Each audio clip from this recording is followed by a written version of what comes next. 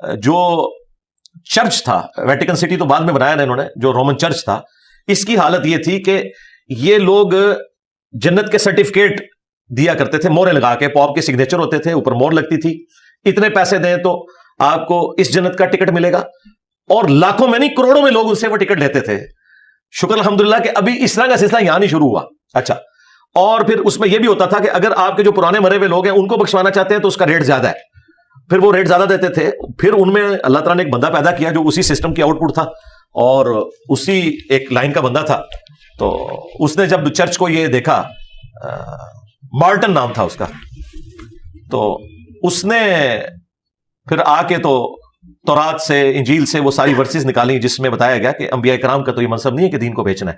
اور پھر اس نے ان کے خلاف ایک کمپین کھڑی کی. شروع میں اسے بڑی تکلیفیں اٹھانی پڑی لیکن الٹیمیٹلی وہ کامیاب ہوا، اور کرسچنز میں ایک اور فرقہ بن گیا، پروٹیسٹنٹ. یہ پروٹیسٹ لفظ سے نکلا ہے، پہلے یہ کیتھولک ہی تھے، یہ پروٹیسٹ کرنے والے تھے کہ تم لوگ ہمارا استحصال کیوں کر رہے ہو. تو آج آپ دیکھ لیں پروٹیسٹنٹ کی تعداد جو ہے وہ آلموسٹ 1.25 ارب کے قریب تو ہو چکی ہے. تو ایک بندے کی محنت کی وجہ سے اس نے اس استحصال کے خلاف اعلان جنگ کیا، اور پوپ کو اس نے جو ہے وہ اس سے ٹکر لی. اس زمانے میں پوپ جو ہے، یہ آپ سمجھ لیں جتنی آپ کی یورپین طاقتیں تھیں نا، یہ پوپ کے انڈر آتی تھی، اور پوپ کی مرضی سے بھی یہ ساری صلیبی جنگیں اور یہ سارا کچھ اسی کی مرضی سے ہوتا تھا. اس کے باوجود اس بندے نے ہمت دکھائی، تو کسی کو تو ہمت دکھانی ہے. تو وہ پھر ایک فرقے کے طور پہ لانچ ہو گیا. ہم نے اسلام میں جو اس طرح کی کوشش کی ہے وہ فرقے کے طور پہ نہیں ہوئی.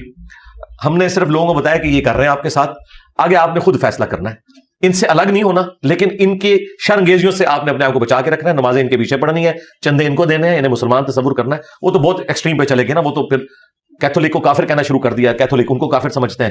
عقائد و نظریات تو دونوں کے ہمارے نزدیک درست نہیں ہے، لیکن میں آپ کو ایک ایفرٹ کی بات کر رہا ہوں کہ ایفرٹ اگر پٹ کی جائے تو ایک بندہ بھی اس بڑے لیول کی تبدیلی لا سکتا ہے. آج تو ریسورسز ہی اتنے زیادہ ہیں سوشل میڈیا کی وجہ سے کہ آج تو تبدیلی لانے کے لیے آپ کو سال نہیں چند مہینے ریکوائرڈ ہے. اگر اللہ تعالیٰ کوئی قبولیت دے دے تو یہ معاملات ایسے چل سکتے ہیں. تو ہم نے اسی کے خلاف آواز اٹھائی ہے کہ آپ قرآن پڑھ کے دیکھیں. سورہ الاعراف میں، سورہ ہود کے اندر جب بھی کوئی نبی دعوت دیتا ہے اپنی امت کو تو وہ ایک ہی بات کرتا ہے، یا قوم لا اسألکم علیہ اجرا، میں تم سے اس تبلیغ کے بدلے میں کوئی معاوضہ وصول نہیں کرتا، میرا معاوضہ میرا اللہ جو ہے وہ دینے والا ہے، میرا اجر میرے اللہ کے حضور پکا ہے. اور یہاں بات ہی چندوں سے اور پیسوں سے شروع ہوتی ہے، اور کوئی موقع نہیں جانے دیتے کہ یہ لوگ آپ کا چندہ ہتھیال ہے، بھلے وہ مستحقین تک نہ بھی پہنچے. اب تو این جی اوز بھی بنا لی ہوئی ہیں، یہ شکر کرتے ہیں کہیں پہ کوئی فساد ہو کشمیر میں یا فلسطین میں، یہ پھر اپنے اکاؤنٹ نمبر شیئر کروانا شروع کر دیتے ہیں. زلزلہ آ جائے تو ان کی چاندی ہو جاتی ہے، کیونکہ زلزلے میں اگر یہ 10 کروڑ اکٹھا کریں گے تو کوئی چند لاکھ لگا دیں گے ان پہ، باقی ان کی جیبوں میں جائیں گے. تو یہ اس طرح کے ڈیزاسٹرز کے اوپر بڑے خوش ہوتے ہیں کہ چلو یار ہماری روزی روٹی کھل گئی.